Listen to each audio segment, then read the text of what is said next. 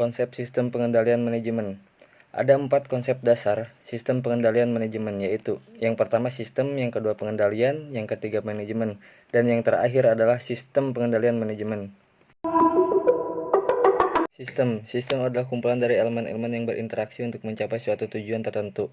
Sistem ini menggambarkan suatu kejadian-kejadian dan kesatuan yang nyata adalah suatu objek nyata seperti tempat, benda, dan orang-orang yang betul-betul ada dan terjadi.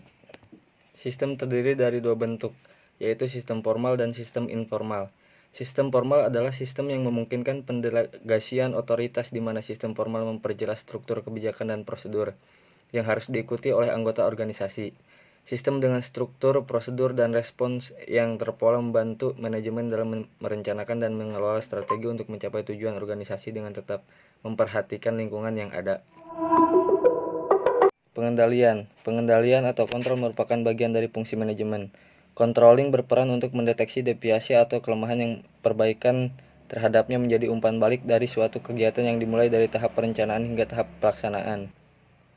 Fungsi controlling adalah menciptakan standar atau kriteria membandingkan hasil monitoring dengan standar, melakukan perbaikan atas deviasi atau penyimpangan, merevisi dan menyesuaikan metode pengendalian sebagai respon atas hasil pengendalian dan perubahan kondisi, serta mengkomunikasikan revisi dan penyesuaian tersebut ke seluruh proses manajemen.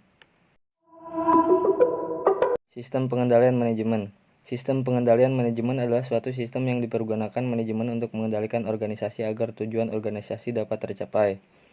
Dari berbagai macam paparan yang saya sampaikan, kita dapat mengetahui bahwasannya sistem pengendalian manajemen bukanlah suatu sistem tunggal.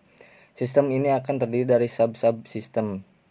Dalam batasan-batasan yang lebih terperinci, tahap-tahap proses pengendalian manajemen adalah sebagai berikut. Yang pertama, penyusunan program atau programming. Proses penentuan program yang akan diambil oleh perusahaan dan perkiraan mengenai jumlah atau research yang akan dialokasikan ke dalam program tersebut. Yang kedua, penyusunan anggaran atau budgeting. Proses perencanaan di mana rencana yang disusun dinyatakan dalam satuan angka yang biasanya dalam satuan mata uang dan disusun untuk suatu periode tertentu. Yang ketiga, pelaksanaan dan pencatatan, operating and accounting, pelaksanaan, pengukuran dan pencatatan data mengenai program yang telah dilaksanakan.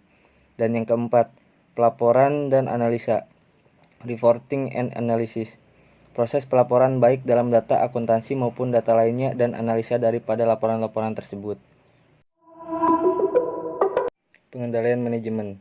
Ada perbedaan yang mendasar antara sistem pengendalian manajemen dan pengendalian manajemen.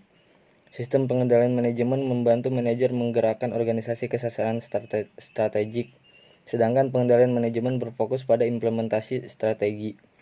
Dalam industri yang lingkungannya bergerak cepat, maka pengendalian manajemen dapat memberikan dasar untuk menentukan strategi baru, terutama menyangkut dimensi non-finansial seperti kualitas produk, pangsa pasar, kepuasan pelanggan, ketepatan waktu pengiriman, dan moral karyawan. Fungsi ini dinamakan interactive control. Perbedaan sistem dan pengendalian manajemen.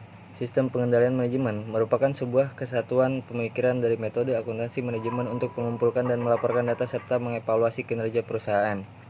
Suatu sistem pengendalian manajemen berusaha untuk mengarahkan berbagai macam usaha yang dilaksanakan oleh semua subunit organisasi agar mengarah pada tujuan organisasi dan tujuan para manajernya. Pengendalian manajemen. Pengendalian manajemen lebih menekankan kepada proses yang menjamin bahwa sumber-sumber diperoleh dan digunakan dengan efektif dan efisien dalam rangka pencapaian tujuan organisasi. Dengan demikian, pengendalian manajemen dapat pula diartikan dengan proses untuk menjamin bahwa sumber daya manusia dan teknologi dialokasikan agar tercapainya organisasi secara menyeluruh.